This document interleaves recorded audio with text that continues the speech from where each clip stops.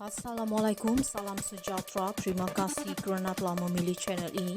Jangan lupa tekan butang like, komen, subscribe dan share untuk Buka semula siasatan video intim menampilkan Azmin Ali. Sekumpulan 6 NGO menggesa pihak berkuasa untuk memulakan semula siasatan berhubung video intim yang memaparkan seorang lelaki yang mempunyai persamaan dengan bekas Menteri Perdagangan Antarabangsa dan Industri, Datuk Seri Azmin Ali. Seorang wakil daripada kumpulan NGO, Muhammad Zarir Mat Noor, berkata mereka terdorong untuk membongkar kebenaran dan individu di sebalik video itu. Katanya mereka juga bertujuan memastikan penjenayah terbabit ditahan dan dibawa ke muka pengadilan. Saya tidak cuba menyalahkan sesiapa, tetapi ini bagi memastikan mereka yang terlibat dibawa ke muka pengadilan. Jika kertas siasatan dibuka semula, ia boleh menentukan sama ada Azmin terlibat dalam video itu atau tidak, kata Zarir. Beliau menjelaskan bahawa laporan polis mengenai perkara itu difailkan kerana Azmin yang juga ahli Majlis Tertinggi Bersatu boleh menjejaskan reputasinya. Inilah sebabnya penting bagi polis untuk mengambil tindakan secepat mungkin untuk membongkar kebenaran. Saya berharap pihak polis dapat menyelesaikan perkara ini dengan segera dan mengembalikan keyakinan rakyat terhadap sistem keadilan negara, katanya. Zarir hadir bersama beberapa NGO semasa membuat laporan polis di Ibu Pejabat Polis Dang Wangi pada Rabu. 6 NGO itu termasuk Pertubuhan Khidmat Rakyat, Pertubuhan Amal Kebajikan Ukhuwah Anak Malaysia, Pertubuhan Gagasan Keadilan dan Gabungan Anak Sarawak Melaka.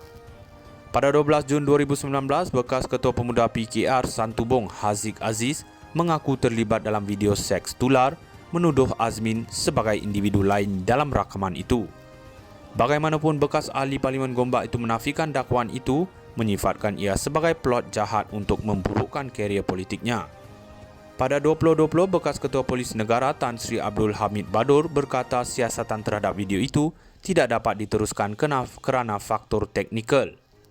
Sementara itu, pada Januari tahun yang sama, Jabatan Peguam Negara memutuskan bahawa ia tidak akan meneruskan pendakwaan memandangkan kegagalan untuk menentukan identiti individu dalam video itu. Selain itu, seorang lagi wakil NGO, Mat Yusof Ahmad, memfailkan laporan polis terhadap bekas Menteri Dalam Negeri Datuk Seri Hamzah Zainuddin berikutan kenyataannya bahawa beliau mempunyai fail terhadap beberapa pemimpin politik. Beliau berkata adalah menjadi satu kesalahan bagi Hamzah menyimpan fail selepas meninggalkan pejabat. Hamzah menyembunyikan fail-fail itu adalah satu perbuatan yang tidak berintegriti. Laporan analisis forensik Amerika Syarikat kenal pasti Azmin Ali secara positif dalam skandal video. Apabila Ketua Polis Negara KPN Abdul Hamid Badur mengisytiharkan Julai lalu bahawa video yang meletup yang membabitkan Menteri Hal Ehwal Ekonomi Azmin Ali adalah tulen, tetapi identiti dua lelaki dalam klip itu tidak dapat ditentukan, reputasi dan integriti polis di Raja Malaysia segera mengambil tindakan. Keputusan itu menjerit. Secara ringkasnya, jika Azmin tidak bersalah, polis akan segera mengumumkan hasil siasatan forensik asing lewat tahun lalu.